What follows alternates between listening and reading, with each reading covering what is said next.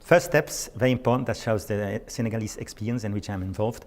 This process should not start if the head of delegation is not fully behind it. And involving the whole delegations is not only the political section, also the operational sections. It's the moment to work together. And as we are in the Agenda for Change period, please also involve the member states, because at the end of the day, the European Union has to carry this. Political analysis is not an academic study.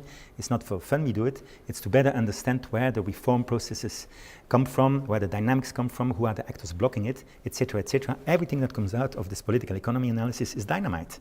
So you have to be sure that you can use it properly and politically in the dialogue with the partner country, etc., etc. So if you don't have this from the start, it's not a useful exercise.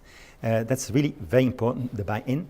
And second important starting condition, please define clearly what is the purpose. Is it only to illuminate donor agency programming processes? Is that the reason? Fine.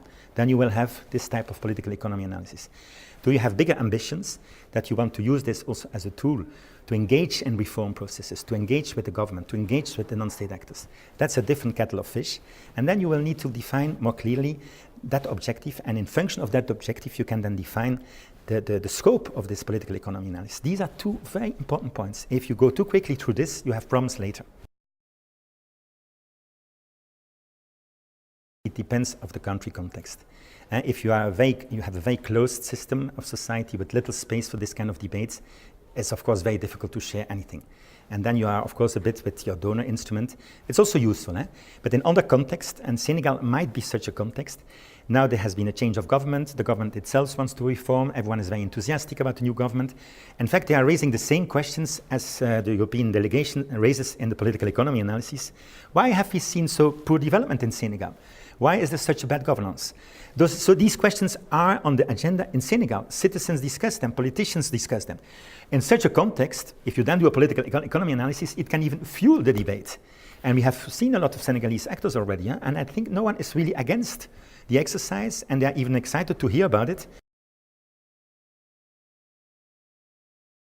I have a very important process aspect for those who want to launch it. Don't do it quickly. It's really a good practice to do it over several missions, in this case missions. So sequencing is very important. Don't do it too quickly. Last point, we should not expect that such a study of 5 months can solve all the problems, can identify all the bottlenecks, and can understand the whole system. That's not realistic. But we can have a better view on what really drives reforms or not. And then this can be used later on in a sequenced way to maybe do more targeted political economy analysis.